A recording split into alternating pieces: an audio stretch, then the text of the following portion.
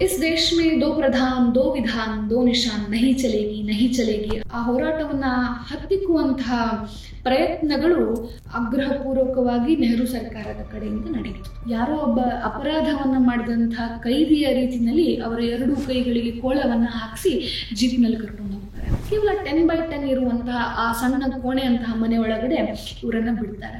ಸಿಕ್ಕಾಪಟ್ಟೆ ತಣ್ಣನೆಯ ಗಾಳಿ ಒಳಗಡೆ ಬರ್ತಿತ್ತು. ಇವರ ಬಳಿ ಕೋಟ್ಗಳಿರಲಿಲ್ಲ, ಯಾವುದೇ ರಗ್ಗಿರಲಿಲ್ಲ, ಯಾವ ನಿಯಮವೂ ಗೊತ್ತಿಲ್ಲ. ಕೇವಲ ಒಂದೇ ಹೊತ್ತಿನ ಊಟ, ಕೇವಲ ಅದು ತರಕಾರಿಯ ಊಟ ಮಾತ್ರ. ಮನೆಯ ಒಳಗಡೆ ಕೂಡ ಗೂಬೆಗಳು ಹಾವುಗಳು ಇದ್ವು ಅನ್ನುವಂಥದ್ದನ್ನ ಪ್ರೇಮ್ನಾಥ್ ಡೋಗ್ರಾ ಹೇಳ್ತಾರೆ. ಮೊದಲೇ ಹಾರ್ಟ್ ಪೇಷಂಟ್ ಆಗಿರ್ತಾರೆ, ಆದ್ರೆ ಯಾವ ಮೆಡಿಕಲ್ ಅಸಿಸ್ಟೆನ್ಸ್ ಕೂಡ ಅವರಿಗೆ ಸಿಗೋದಿಲ್ಲ. ಹಾರ್ಟ್ ಅಟ್ಯಾಕ್ ಆಗುತ್ತೆ 22ನೇ ತಾರೀಕಿನ ಜೂನ್. ಇದೊಂದು state sponsored murder, it's a planned murder ಅಂತ ಹೇಳುವಂತಹ ಮಾತನ್ನ ಅವರ ತಾಯಿ ಜೋಗಮಾಯ ದೇವಿ ಹೇಳ್ತಾರೆ. ನೆಹರು ಬಹಳ ಲೈಟ್ ಆಗಿ ಹಾರ್ಟ್ ಅಟ್ಯಾಕ್ ಆಗಿದೆ, ಸತ್ತು ಹೋಗಿದ್ದಾರೆ, ಅದಕ್ಕೆ ನಾವ್ ಏನ್ ಮಾಡಕ್ಕಾಗುತ್ತೆ? ಎಲ್ರಿಗೂ ನಮಸ್ಕಾರ, ನಾನು ತನ್ಮಯಿ ಪ್ರೇಮ್ಕುಮಾರ್. ಇವತ್ತು ಶ್ಯಾಮಾ ಪ್ರಸಾದ್ ಮುಖರ್ಜಿಯವರ ಬಲಿದಾನ ದಿನ. ಸ್ವಾತಂತ್ರ್ಯ ಹೋರಾಟಗಾರರಾಗಿ ಈ ದೇಶದ ಪ್ರಥಮ ರಾಷ್ಟ್ರೀಯ ಸರ್ಕಾರದ ಸಿವಿಲ್ ಸಪ್ಲೈ ಮಿನಿಸ್ಟರ್ ಆಗಿದ್ದಂಥವರು ರಾಜೀನಾಮೆಯನ್ನ ಕೊಟ್ಟು ಪ್ರಜಾಪ್ರಭುತ್ವದ ಉಳುವಿಗೋಸ್ಕರ ಭಾರತೀಯ ಜನಸಂಘವನ್ನ ಪ್ರಾರಂಭ ಮಾಡಿದಂಥವರು, ಪ್ರಬಲ ವಿರೋಧ ಪಕ್ಷಕ್ಕಾಗಿ ಆಗ್ರಹವನ್ನ ಮಾಡಿದಂಥವ್ರು. इस देश में दो प्रधान दो विधान दो निशान नहीं चलेगी ಅನ್ನುವಂಥ ಅವರ ಧ್ಯೇಯ ವಾಕ್ಯ ಏನಿದೆ ಅದು ಕಣಿವೆಯ ಘಾಟಿಯುದ್ದಕ್ಕೂ ಕೇಳಿಸಿದಂಥದ್ದು ಮಾತ್ರವೇ ಅಲ್ಲ, ಇಡೀ ದೇಶದುದ್ದಕ್ಕೂ ಜನ ಬಹಳ ಆತ್ಮೀಯತೆಯಿಂದ ಪ್ರೀತಿಯಿಂದ ಅಪ್ಕೊಂಡಂತಹ ಆಂದೋಲನ ಅದು. ಕಾಶ್ಮೀರವನ್ನ ಭಾರತದ ಒಳಗಡೆ ಸೇರಿಸಬೇಕು ಅಂತ ಹೇಳುವಂತಹ ಪ್ರಜಾಪರಿಷತ್ತಿನ ಹೋರಾಟಕ್ಕೆ ಇವರ ಬೆಂಬಲವಾಗಿ ದೆಹಲಿಯಿಂದ ಕಾಶ್ಮೀರದವರೆಗೂ ಹೋದಂತಹ ಶ್ಯಾಮಾ ಪ್ರಸಾದ್ ಮುಖರ್ಜಿ ಅವರ ಈ ನಡೆ ಇಲ್ಲಿನ ಕೇಂದ್ರ ಸರ್ಕಾರಕ್ಕೂ ಮತ್ತು ಇಲ್ಲಿನ ಶೇಖ್ ಅಬ್ದುಲ್ಲಾರ ಸರ್ಕಾರಕ್ಕೂ ಕೂಡ ಬಹಳ ಇರುಸು ತನ್ನಂತಹ ಸಂಗತಿಯಾಗಿತ್ತು. ಹೀಗಾಗಿನೇ ನೀವು ಮಾಡಿ ಅಂತೇಳಿ ಹಿಂದಿಂದ ಅದನ್ನ ಆ ಹೋರಾಟವನ್ನ ಹತ್ತಿಕ್ಕುವಂತಹ ಪ್ರಯತ್ನಗಳು ಬಹಳ ಆಗ್ರಹಪೂರ್ವಕವಾಗಿ ನೆಹರು ಸರ್ಕಾರದ ಕಡೆಯಿಂದ ನಡೆಯಿತು. ಯಾಕೆ ಇದನ್ನ ಹೇಳ್ತಿದ್ದೀನಿ ಅಂತಂದ್ರೆ ಇವೆಲ್ಲವೂ ಕೂಡ ಬಹಳ ಅಚ್ಚುಕಟ್ಟಾದ ರೆಕಾರ್ಡ್ ಅನ್ನ ಉಮಾಪ್ರಸಾದ್ ಮುಖರ್ಜಿ ಅಂದ್ರೆ ಶ್ಯಾಮಾ ಪ್ರಸಾದ್ ಮುಖರ್ಜಿ ಅವರ ತಮ್ಮ ಡೆತ್ ಇನ್ ಡಿಟೆನ್ಷನ್ ಅನ್ನುವಂತಹ ಪುಸ್ತಕದಲ್ಲಿ ಬರೀತಾರೆ. ಗುರುದಾಸ್ಪುರದ ಅಂದ್ರೆ ಪಂಜಾಬಿನ ಮೂಲಕ ಹೊರಟಂತಹ ಶ್ಯಾಮಾ ಪ್ರಸಾದ್ ಮುಖರ್ಜಿ ಅವರ ರೈಲಿಗೆ ಅಲ್ಲಿನ DC ಬರ್ತಾರೆ. ಅಲ್ಲಿನ DC ಬಂದು ನಾವು ನಿಮ್ ಜೊತೆ ಬರ್ತೀವಿ, ಯಾಕಂದ್ರೆ ಸೆಕ್ಯೂರಿಟಿ ಪರ್ಪಸ್ನ ಕಾರಣಕ್ಕೆ ನಾವು ನಿಮ್ಮನ್ನ ಅರೆಸ್ಟ್ ಮಾಡೋದಿಲ್ಲ ಅಂತ ಮುಂದಕ್ಕೆ ಕರ್ಕೊಂಡು ಹೋಗ್ತಾರೆ. ಸ್ವಲ್ಪ ಅನುಮಾನಾಸ್ಪದವಾಗಿ ನಡ್ಕೊಂಡಂತಹ DC ಅಲ್ಲಿನ ಮುಂದಕ್ಕೆ ಮಾಧೋಪುರದವರೆಗೂ ಅಂದ್ರೆ ಪಠಾಣ್ಕೋಟ್ನವರೆಗೂ ಅಕಂಪನಿ ಮಾಡ್ತಾರೆ. ಅಲ್ಲಿನ ಮುಂದಕ್ಕೆ ಅಲ್ಲಿನ ಡಿಸ್ಟ್ರಿಕ್ಟ್ ಮ್ಯಾಜಿಸ್ಟ್ರೇಟ್ ಬಂದು ಇಲ್ಲಿಂದ ಮುಂದಕ್ಕೆ ನೀವು ಟ್ರೈನಲ್ಲಿ ಹೋಗೋ ಹಾಗಿಲ್ಲ ಅಂತ ಹೇಳಿದಂತಹ ಸಂದರ್ಭದಲ್ಲಿ ಒಂದು ಪ್ರೈವೇಟ್ ವೆಹಿಕಲ್ ಅನ್ನ ತಗೊಂಡು ಮುಂದಕ್ಕೆ ಹೋಗ್ತಾರೆ. ಅಲ್ಲಿಂದ ಮುಂದಕ್ಕೆ ಪರ್ಮಿಷನ್ನಿನ ಅಗತ್ಯ ಇದೆ ಅಂತ ಹೇಳುವಂತಹ ಸಂದರ್ಭದಲ್ಲಿ ಆಯ್ತು ನಾನು ಕೇಂದ್ರ ಸರ್ಕಾರನ ತಗೊಳ್ತೀನಿ ಅಂತಂದಾಗ ಇಲ್ಲ ನಾವು ಅದಕ್ಕೋಸ್ಕರ ಅಪ್ಲೈ ಮಾಡಿದೀವಿ, ನೀವು ಮುಂದೆ ಹೋಗಿ ನಾವು ನಿಮ್ಮ ಮುಂದಿನ ಸ್ಟೇಷನ್ನಿಗೆ ನಿಮ್ಮ ಪರ್ಮಿಷನ್ ಅನ್ನ ಫ್ಯಾಕ್ಸ್ ಮಾಡ್ತೀವಿ ಅಂತಾರೆ. ಸರಿ, ಇದೆಲ್ಲವೂ ಸರ್ಕಾರದ ಅಧಿಕಾರಿಗಳೇ ಹೇಳ್ತಿರೋದ್ರಿಂದ ಇರಬಹುದು ಅಂತ ಹೇಳಿ ಶ್ಯಾಮಾ ಪ್ರಸಾದ್ ಮುಖರ್ಜಿ ಅವರು ಮುಂದುವರಿತಾರೆ. ಇವೆಲ್ಲವೂ ಆಗಿದ್ದು ನೆನಪಿರ್ಲಿ 10ನೇ ಮೇ. ಆನಂತರದಲ್ಲಿ ಕಥುವಾ ಜಿಲ್ಲೆಯ SP ಬರ್ತಾರೆ. ರಾವಿ ನದಿಯನ್ನ ದಾಟ್ತಿರುವಂತಹ ಸಂದರ್ಭದಲ್ಲಿ ಆ ಬ್ರಿಡ್ಜ್ನ ಮಧ್ಯದಲ್ಲಿ ಶ್ಯಾಮಾ ಪ್ರಸಾದ್ ಮುಖರ್ಜಿ ಅವರನ್ನ ಇಳಿಸಿ ಯಾರೋ ಒಬ್ಬ ಅಪರಾಧವನ್ನ ಮಾಡಿದಂತಹ ಕೈದಿಯ ರೀತಿಯಲ್ಲಿ ಅವರ ಎರಡೂ ಕೈಗಳಿಗೆ ಕೋಳವನ್ನ ಹಾಕಿಸಿ ಜೀಪ್ನಲ್ಲಿ ಕರ್ಕೊಂಡು ಹೋಗ್ತಾರೆ. ಶ್ರೀನಗರದ ಹೊರಭಾಗದಲ್ಲಿರುವಂತಹ ಒಂದು ಮನೆಯ ವಾಸಯೋಗ್ಯವಾದಂತಹ ಅಲ್ಲದಂತಹ ಮನೆಯ ಒಳಗಡೆ ಕೇವಲ 10x10 ಇರುವಂತಹ ಆ ಸಣ್ಣ ಕೋಣೆಯಂತಹ ಮನೆ ಒಳಗಡೆ ಇವರನ್ನ ಬಿಡ್ತಾರೆ. ಕೇವಲ ಟೇಕ್ ಚಂದ್ ಅನ್ನುವಂತಹ ಒಬ್ಬ ಸಹಕಾರಿಯ ಜೊತೆಗೆ ಪರ್ಸನಲ್ ಸೆಕ್ರೆಟರಿ ಇದ್ರು, ಅವರ ಜೊತೆಗೆ ಮಾತ್ರ ವಾಸಿಸೋದಕ್ಕೆ ಅವಕಾಶವನ್ನ ಕೊಡ್ತಾರೆ. ಎಷ್ಟು ಕೆಟ್ಟ ವಾಸಕ್ಕೆ ಯೋಗ್ಯವಲ್ಲದ ರೀತಿಯಲ್ಲಿತ್ತು ಅಂತಂದ್ರೆ ಅಲ್ಲಿನ ಕಿಟಕಿ ಗಾಜುಗಳೆಲ್ಲ ಒಡೆದು ಹೋಗಿತ್ತು. ಶ್ರೀನಗರದ ತಣ್ಣನೆಯ ಗಾಳಿ ಒಳಗಡೆ ಬರ್ತಿತ್ತು. ಅದಾಗ್ಲೇ ಆರೋಗ್ಯ ಬಹಳ ಹದಗೆಡ್ತಾ ಇತ್ತು ಶ್ಯಾಮಾ ಪ್ರಸಾದ್ ಮುಖರ್ಜಿ ಅವರದ್ದು. ಈ ಮನೆಯ ಒಳಗಡೆ ಬಂದಂತಹ ಸಂದರ್ಭದಲ್ಲೂ ಕೂಡ ಯೋಗ್ಯವಾದ ಕುಡಿಯೋ ನೀರು ಇರ್ತಿರ್ಲಿಲ್ಲ. ಸಿಕ್ಕಾಪಟ್ಟೆ ತಣ್ಣನೆಯ ಗಾಳಿ ಒಳಗಡೆ ಬರ್ತಿತ್ತು. ಇವರ ಬಳಿ ಕೋಟ್ಗಳಿರ್ಲಿಲ್ಲ, ಯಾವುದೇ ರಗ್ಗಿರ್ಲಿಲ್ಲ, ಮತ್ತು ಅದು ಜಗತ್ತಿನ ಯಾವ ಜೈಲಿನಲ್ಲೂ ಇಲ್ಲದ ಅದು ಯಾವ ನಿಯಮವೂ ಗೊತ್ತಿಲ್ಲ. ಕೇವಲ ಒಂದೇ ಹೊತ್ತಿನ ಊಟ, ಕೇವಲ ಅದು ತರಕಾರಿಯ ಊಟ ಮಾತ್ರ ಕೊಡ್ತಿದ್ದಂಥ ಸಂದರ್ಭ ಅದು. ಅದೆಷ್ಟು ಕೆಡದಾಗಿತ್ತಂತ ಅನ್ನುವಂಥದ್ದನ್ನು ಪ್ರಜಾ ಪರಿಷತ್ತಿನ ನಾಯಕರಾಗಿದ್ದಂತಹ ಪ್ರೇಮ್ನಾಥ್ ಡೋಗ್ರಾ ಅವರು ಅವರನ್ನು ಭೇಟಿ ಮಾಡ್ಲಿಕ್ಕೆ ಬರ್ತಾರೆ, ಶ್ಯಾಮಾ ಪ್ರಸಾದ್ ಮುಖರ್ಜಿ ಅವರನ್ನು. ಆ ಸಂದರ್ಭದಲ್ಲಿ ಅವ್ರಿಗೆ ಕೂತ್ಕೊಳ್ಳಿಕ್ಕೆ ಸಹ ಜಾಗ ಇರೋದಿಲ್ಲ, ಒಂದು ಹಾಸಿಗೆಯ ಪಕ್ಕದಲ್ಲಿ ಕೂತ್ಕೊಳ್ಳಿಕ್ಕೆ ಕೂಡ ಜಾಗ ಇರೋದಿಲ್ಲ. ಆ ಸಂದರ್ಭದಲ್ಲಿ ಶೇಖ್ ಅಬ್ದುಲ್ಲಾರ ಸರ್ಕಾರ ಅವರನ್ನ ಆ ಮನೆಯ ಹೊರಗಡೆ ಒಂದು ಟೆಂಟನ್ನು ಹಾಕಿ ಆ ಟೆಂಟ್ನಲ್ಲಿ ಪ್ರೇಮ್ನಾಥ್ ಡೋಗ್ರಾ ಅವರನ್ನು ಉಳಿಸ್ತಾರೆ.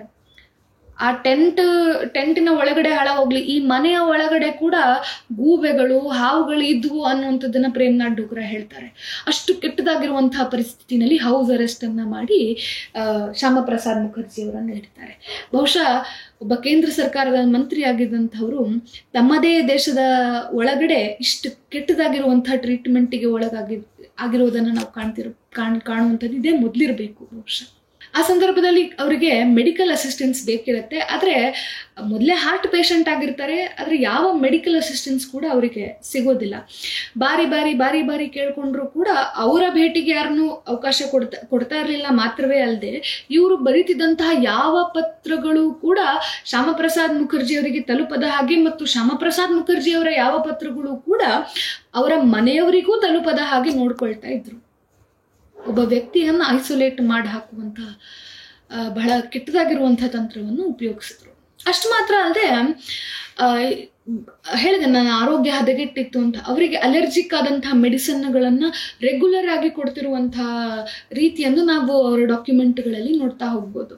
ಬಹುಶಃ ಒಂದ್ ಸರ್ತಿ ಅಂತೂ ಅವರ ಸೆಕ್ರೆಟರಿ ಟೆಕ್ಸ್ ಅಂತ ಹೇಳ್ತಾನೆ, ಅದ್ಯಾವುದೋ ಒಂದು ಇಂಜೆಕ್ಷನ್ ಕೊಡ್ತಾ ಇರ್ತಾರೆ, ತುಂಬಾ ಉರಿ ಆಗ್ತಾ ಇದೆ ಅಂತ ಹೇಳಿ ಕಿರ್ಚಾಡುವಂತಹ ಪರಿಸ್ಥಿತಿಗೆ ಬಂದ್ಬಿಡ್ತಾರೆ. ಆದ್ರೆ ಏನು ಔಷಧಿ ಅವ್ರಿಗೆ ಕೊಟ್ಟಿದ್ರು ಅನ್ನುವಂಥದ್ದನ್ನ ಯಾವ ಡಾಕ್ಟರ್ ಸಮೇತ ಎಲ್ಲೂ ಕೂಡ ಉಲ್ಲೇಖ ಮಾಡ್ಲಿಕ್ಕೆ ಬಿಡೋದಿಲ್ಲ ಸರ್ಕಾರ. ಇದೆಲ್ಲದರ ಮಧ್ಯದಲ್ಲಿ 24ನೇ ಮೇ ಅವತ್ತಿಗೆ ಜವಾಹರ್ಲಾಲ್ ನೆಹರು ಅವರು ಕಾಶ್ಮೀರಕ್ಕೆ ಭೇಟಿ ಕೊಡ್ತಾರೆ. ಆದ್ರೆ ಶ್ಯಾಮಾ ಪ್ರಸಾದ್ ಮುಖರ್ಜಿ ಅವರನ್ನ ಹೌಸ್ ಅರೆಸ್ಟ್ ಮಾಡಿರುವಂಥದ್ರ ಬಗ್ಗೆ ಒಂದೇ ಒಂದು ಕೂಡ ಮಾತಾಡೋದಿಲ್ಲ. ಅವರನ್ನ ಹೋಗಿ ಭೇಟಿ ಮಾಡುವಂಥದ್ದಿರಲಿ, ಅದ್ರ ಬಗ್ಗೆ ಕೂಡ ಮಾತಾಡೋದಕ್ಕೆ ಹಿಂಸರಿತಾರೆ. ಇಷ್ಟೆಲ್ಲದ್ರ ಮಧ್ಯ ಜಮ್ಮು ಕಾಶ್ಮೀರದ ಸರ್ಕಾರ ಹೇಳತ್ತೆ, ಒಂದು ಆರ್ಡಿನೆನ್ಸ್ ಪಾಸ್ ಮಾಡತ್ತೆ, ನಮ್ಮ ಪರ್ಮಿಷನ್ ಇಲ್ದಲೆ ಇಲ್ಲಿ ಬಂದಂಥವ್ರೆಲ್ಲರನ್ನು ನಾವು ಅರೆಸ್ಟ್ ಮಾಡ್ತೀವಿ, ಹಾಗಾಗಿ ಶ್ಯಾಮಾ ಪ್ರಸಾದ್ ಮುಖರ್ಜಿ ಅವರನ್ನು ಅರೆಸ್ಟ್ ಮಾಡ್ತಿದ್ದೀವಿ ಅಂತ ಹೇಳುವಂಥ ಆರ್ಡಿನೆನ್ಸ್ನ 11ನೇ ತಾರೀಕು ಪಾಸ್ ಮಾಡುತ್ತೆ. ಇವ್ರನ್ನ 10ನೇ ತಾರೀಕು ಹೌಸ್ ಅರೆಸ್ಟಿಗೆ ಹಾಕಿಬಿಡ್ತಾರೆ. ಈ ರೀತಿಯಾಗಿ ಒಂದು ಪ್ರೀ ಪ್ಲ್ಯಾನ್ಡ್ ಆಗಿರುವಂತಹ ಒಂದು ಅರೆಸ್ಟನ್ನು ಕೇಂದ್ರ ಸರ್ಕಾರ ಮತ್ತು ಅಲ್ಲಿನ ಜಮ್ಮು ಕಾಶ್ಮೀರದ ಸರ್ಕಾರ ಮಾಡ್ತಾರೆ. ಈ ಸಂದರ್ಭದಲ್ಲಿ ಹಾರ್ಟ್ ಅಟ್ಯಾಕ್ ಆಗುತ್ತೆ 22ನೇ ತಾರೀಕಿನ ಜೂನ್. 5-6 ಗಂಟೆಗಳ ಕಾಲ ಯಾವುದೇ ಆಂಬ್ಯುಲೆನ್ಸ್ ಇರೋದಿಲ್ಲ. ಕೊನೆಗೆ ಅಲ್ಲಿದ್ದಂತಹ ಒಂದು ಅಂಬಾಸಿಡರ್ ಕಾರ್ನಲ್ಲಿ ಕೂತ್ಕೊಂಡು ಹೋಗುವಂತಹ ಸಂದರ್ಭ ಬರುತ್ತೆ. ಅಲ್ಲಿ ಯಾವ ನರ್ಸು ಅಥವಾ ಯಾವ ಅಸಿಸ್ಟೆನ್ಸು ಕೂಡ ಅವ್ರಿಗೆ ಸಿಗೋದಿಲ್ಲ. ಶ್ರೀನಗರದ ಸ್ಟೇಟ್ ಹಾಸ್ಪಿಟಲ್ಗೆ ಕರ್ಕೊಂಡು ಹೋಗ್ತಾರೆ. ಆದರೆ ಅಲ್ಲಿ ಕೂಡ 3-4 ಗಂಟೆಗಳ ಕಾಲ ಯಾವ ವೈದ್ಯರು, ಯಾವ ನುರಿತ ವೈದ್ಯರು ಇವರನ್ನ ತಪಾಸಣೆ ಮಾಡಲಿಕ್ಕೂ ಬರೋದಿಲ್ಲ. ಸರ್ಕಾರಕ್ಕೆ ಅಹವಾಲು ನೀಡಿದಂಥ ಸಂದರ್ಭದಲ್ಲೂ ಕೂಡ ಅವರು ಆಯ್ತು ಡ್ಯೂಟಿ ಡಾಕ್ಟರ್ ಬರ್ತಾರೆ ಇರಿ ಅನ್ನುವಂಥ ಒಂದು ತೇಪೆ ಸಾರಿಸುವ ಉತ್ತರವನ್ನು ಕೊಡ್ತಾರೆ. ಡ್ಯೂಟಿ ಡಾಕ್ಟರ್ ಬಂದ ಮೇಲೆ ಕೂಡ ಸರಿಯಾದ ಚಿಕಿತ್ಸೆಯನ್ನು ನೀಡೋದಿಲ್ಲ. ಮತ್ತು ಹಿಂದೆ ಯಾರು ಕಲ್ಕತ್ತಾದಲ್ಲಿ ಇವರಿಗೆ ಆರೋಗ್ಯದ ತಪಾಸಣೆ ಮಾಡ್ತಾ ಇದ್ರು, ಯಾವ ಮೆಡಿಸಿನ್ ಕೊಡ್ತಾ ಇದ್ರು, ಅದು ಯಾವ ಮೆಡಿಸಿನನ್ನು ಕೂಡ ಫಾಲೋ ಅಪ್ ಮಾಡೋದಿಲ್ಲ. ಇವರಿಗೆ ಯಾವ್ದು ಅಲರ್ಜಿ ಇದೆ, ಹಿಂದೆ ಏನು ಮಾತ್ರೆ ಕೊಡ್ತಿದ್ರು, ಇದು ಯಾವುದನ್ನು ಕೂಡ ಕೇಳ್ಕೊಳ್ಳೋದಿಲ್ಲ. ಬದಲಾಗಿ ಸುಮ್ಮನೆ ಏನೋ ಒಂದು ಅಲರ್ಜಿ ಇದೆ ಇಂಜೆಕ್ಷನು, ನೋವಿನ ಇಂಜೆಕ್ಷನು ಕೊಟ್ಬಿಟ್ಟು ಸುಮ್ಮನಾದ್ವಿ ಅಂತ ಹೇಳುವಂಥ ಮಾತುಗಳನ್ನು ಹೇಳ್ತಾರೆ. ಅಷ್ಟು ಮಾತ್ರ ಅಲ್ಲದೆ ಡಾಕ್ಟರ್ ಅಲಿ ಮೊಹಮ್ಮದ್ ಅನ್ನುವಂಥ ಕೇವಲ ಒಬ್ಬ ಜನರಲ್ ಫಿಸಿಷಿಯನ್ ಬಂದು ಇವರಿಗೆ ಏನ್ ಮಾತ್ರೆ ಕೊಟ್ರು, ಏನ್ ಔಷಧಿ ಕೊಟ್ರು ಅಂತ ಗೊತ್ತಿಲ್ಲ. ಆದ್ರೆ ಇದು ಯಾವುದನ್ನು ಕೂಡ ಸರ್ಕಾರ ಎಲ್ಲೂ ರೆಕಾರ್ಡ್ ಮಾಡ್ಲಿಕ್ಕೆ ಬಿಟ್ಟಿಲ್ಲ. ಅಲ್ಲಿದ್ದಂಥ ಒಬ್ಬ ಲೇಡಿ ನರ್ಸ್ ಹೇಳ್ತಾರೆ ಏನಂತಂದ್ರೆ, ಇವ್ರಿಗೆ ಯಾವುದೇ ಕಾರಣಕ್ಕೂ ಬೇರೆ ಯಾರನ್ನು ಕೂಡ ಭೇಟಿಗೆ ಅವಕಾಶ ಕೊಡಬಾರ್ದು, ಇವ್ರನ್ನೆಲ್ಲೂ ಯಾರು ನೋಡ್ಲಿಕ್ಕೆ ಬರಬಾರ್ದು ಅಂತ ಹೇಳುವಂತ ಮಾತನ್ನು ಹೇಳಿಬಿಟ್ಟು 1 ಗಂಟೆಗೆ ಏನೋ ಒಂದು ಇಂಜೆಕ್ಷನ್ ಕೊಟ್ಬಿಟ್ಟು ಹೋಗಿದ್ರಂತೆ ಅಷ್ಟೇ. ಅದರ ನಂತರ ಟೆಕ್ಸನ್ ಅನ್ನುವಂಥ ಅವರ ಪರ್ಸನಲ್ ಸೆಕ್ರೆಟರಿಯನ್ನು ಕೂಡ ಇವರ ಹತ್ತಿರಕ್ಕೆ ಕೂಡ ಬರೋದಕ್ಕೆ ಬಿಟ್ಟಿಲ್ಲ. 2 ಗಂಟೆ 2:15 ಸಮೀಪಕ್ಕೆ ಸಿಕ್ಕಾಪಟ್ಟೆ ಎದೆನೋ ಬಂದು ಹಾರ್ಟ್ ಅಟ್ಯಾಕ್ ಆಗುತ್ತೆ 2:15 ಹೊತ್ತಿಗೆ. ಆಗ್ಲೂ ಕೂಡ ಟೆಕ್ಚಂದ್ ಅವರಿಗೆ ಅವ್ರ ಹತ್ರ ಕೂತ್ಕೊಳ್ಳೋದಕ್ಕೆ ಬಿಡೋದಿಲ್ಲ. ಆದರೆ ನರ್ಸ್ ಹೊರಗಡೆ ಬಂದು ಹೇಳ್ತಾರೆ ಹಿಂಗಾಗಿದೆ, ಆದರೆ ಡಾಕ್ಟರ್ ಬರೋದಿನ್ನ ಲೇಟ್ ಆಗತ್ತೆ, ಅವರೇ ಬಂದು ಕನ್ಫರ್ಮ್ ಮಾಡಬೇಕು ಅಂಥೇಳಿ. ಬೆಳಗಿನ ಜಾವ ಸುಮಾರು 5:30 ಹೊತ್ತಿಗೆ ಕನ್ಫರ್ಮ್ ಆಗುತ್ತೆ ಶ್ಯಾಮಾ ಪ್ರಸಾದ್ ಮುಖರ್ಜಿ ಅವರು ತೀರ್ಕೊಂಡಿದ್ದಾರೆ ಅಂತ. ತಮ್ಮ ಕುಟುಂಬಸ್ಥರು ಅಥವಾ ಅವ್ರ ಜೊತೆಗಾರರು ಯಾರೂ ಇಲ್ದಲೆ ಅನಾಥವಾಗಿ ಸಾಯುವಂತಹ ಪರಿಸ್ಥಿತಿಯನ್ನು ಕ್ರಿಯೇಟ್ ಮಾಡಿಕೊಟ್ಟು ಇದೊಂದು ಸ್ಟೇಟ್ ಸ್ಪಾನ್ಸರ್ಡ್ ಮರ್ಡರ್ ಅಂತ ಹೇಳುವಂಥ ಮಾತನ್ನು ಅವರ ಕುಟುಂಬದವರು ಹೇಳ್ತಾರೆ.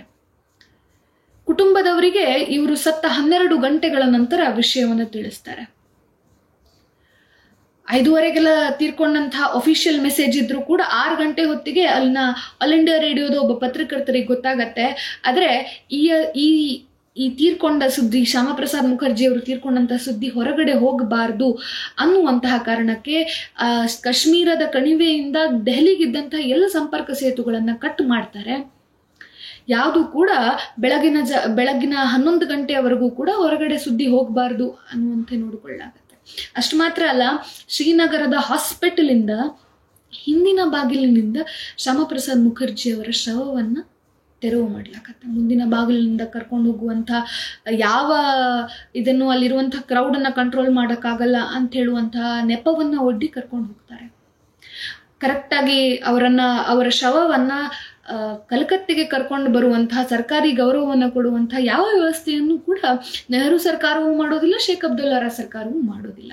ಇನ್ನೂ ಬಹಳ ವಿಚಿತ್ರ ಅಂತ ಅನಿಸುವಂಥದ್ದೇನಪ್ಪ ಅಂತಂದ್ರೆ, ಅವರೇ ಅಲ್ಲಿದ್ದಾಗ ಬರೆದಂತಹ ಪತ್ರಗಳು ಅವರ ಶವ ಅವರ ಕಲ್ಕತ್ತೆಯ ಮನೆಗೆ ತಲುಪಿದ 2 ದಿನಗಳ ನಂತರ ಅವರು ಬರೆದ ಪತ್ರಗಳು ಬಂದು ತಲುಪ್ತವೆ. ಇದೊಂದು state sponsored murder, it's a planned murder ಅಂತ ಹೇಳುವಂಥ ಮಾತನ್ನು ಅವರ ತಾಯಿ ಜೋಗಮಾಯಾ ದೇವಿ ಹೇಳ್ತಾರೆ. ಆದರೆ ನೆಹರು ಅವರು ಇದನ್ನು ಒಪ್ಕೊಳ್ಳೋದಿಲ್ಲ.